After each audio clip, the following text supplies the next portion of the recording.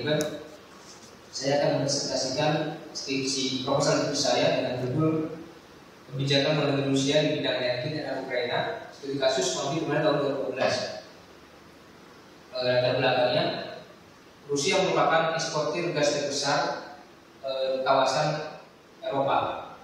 Hal ini dikarenakan yang pertama, produksi gas Rusia itu sangat besar sekali, tidak hanya di wilayah Rusia tapi juga di wilayah negara-negara yang dulu merupakan bagian dari Uni Soviet.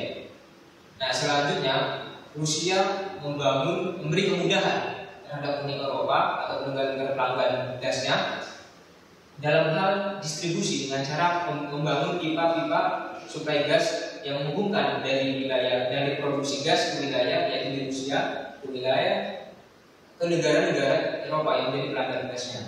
Dari kemudahan berikutnya sehingga Eropa sangat ingin mau tidak mau harus berlangganan gas terhadap kepada Rusia.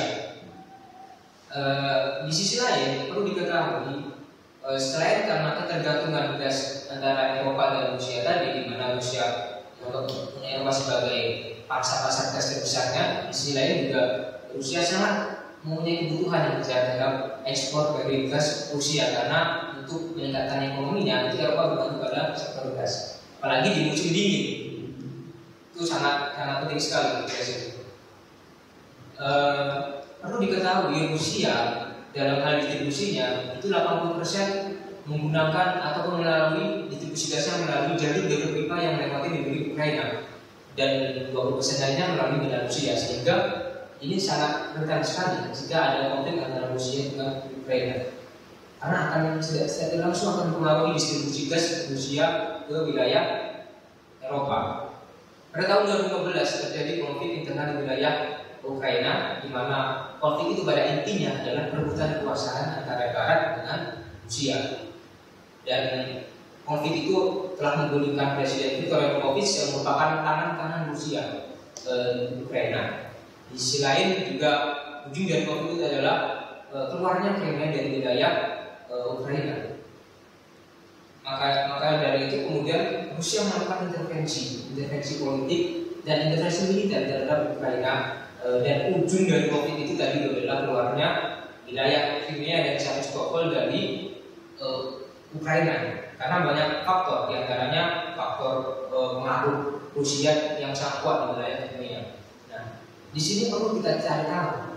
Di sisi lain Rusia sangat butuh Ukraina untuk mengamankan jalur distribusi gasnya ke wilayah Eropa. Tetapi di sisi lain Rusia melakukan intervensi politik terhadap Ukraina, apalagi tidak hanya politik militer. Dan bagaimana di sini perlu dicari tahu bagaimana kelanjutan dari distribusi gas Rusia yang melewati Ukraina ke wilayah Eropa.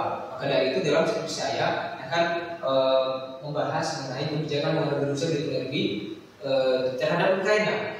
Studi kasusnya yaitu konflik dunia. Nah, selanjutnya identitas kesalahannya. Yang pertama, kenapa Rusia melakukan intervensi dalam politik Ukraina? Yang kedua, apa tujuan Rusia melakukan aneksasi ke wilayah Crimea? Yang ketiga, bagaimana dampak Crimea terhadap suplai energi Rusia ke Eropa? Yang terakhir, bagaimana kebijakan luar Rusia dalam mengamankan suplai energinya ke Uni Eropa di tengah krisis Crimea tahun 2012? Pembatasan masalah, penulis membatasi masalah ini hanya dalam konflik Crimea tahun 2015. Sebab sebelumnya Rusia dan Crimea itu sudah ataupun pernah berkonflik. Rumusan masalahnya bagaimana kebijakan luar Rusia di bidang energi terhadap Ukraina di tengah konflik Crimea tahun 2015. Tujuan penelitiannya adalah untuk mengetahui bagaimana kebijakan luar Rusia di sektor energi di tengah konflik Crimea tahun 2015. Kerangka teori. Dalam kerangka teori saya menggunakan dua teori. Yang pertama kebijakan luar negeri, di mana menurut Bruni kebijakan luar negeri merupakan daran untuk mengerti perilaku suatu negara terhadap negara lain ataupun lingkungan internasional. Rusia menjadikan energi sebagai bagian dari luar negerinya. Perlu diketahui pada tahun 2003 Rusia telah membuat roadmap ataupun semacam panduan terhadap bagi strategi energi Rusia yang dikenal dengan energi strategi of Russia for the period up to 2020. Di mana dari kebijakan Rusia ini didasarkan pada 3 elemen. Yang pertama adalah pemerintah Rusia memang berperan dominan dalam industri energi. Yang kedua, pembatasan terhadap perusahaan asing. Dan ketiga, aktivitas di bidang energi merupakan bagian dari politik. Nah, kita lihat yang pertama, di mana Rusia telah mengambil peran dominan dalam industri energinya.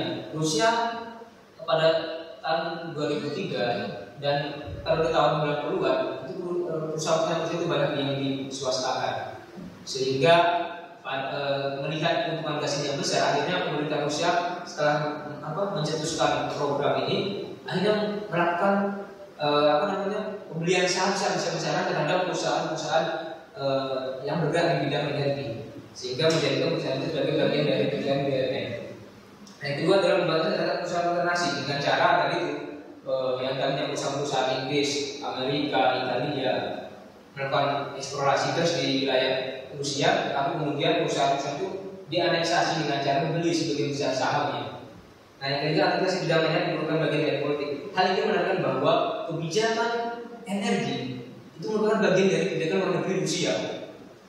Itulah makanya saya menggunakan teori ini untuk menganalisa kebijakan luar negeri Rusia bagi energi terhadap Ukraina, terhadap wilayah Ukraina dengan terhadap konflik krisis Ukraina tahun 2015. Nah, yang selanjutnya itu politik energi.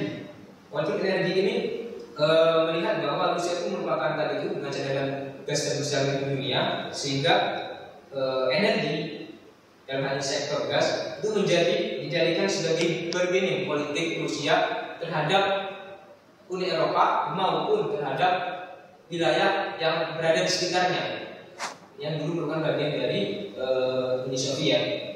Dengan cara apa? Dengan cara political pressure, cara pendekatan politik. Selanjutnya yaitu metode penelitian di mana tadi bisa deskriptif yang tanpa perumusan hipotesis, dapat teknik pengumpulan data yang menggunakan teknik kualitatif, maka tidak menggunakan hitung angka dalam pengumpulan data ini. Terima kasih. Wassalamualaikum warahmatullahi wabarakatuh.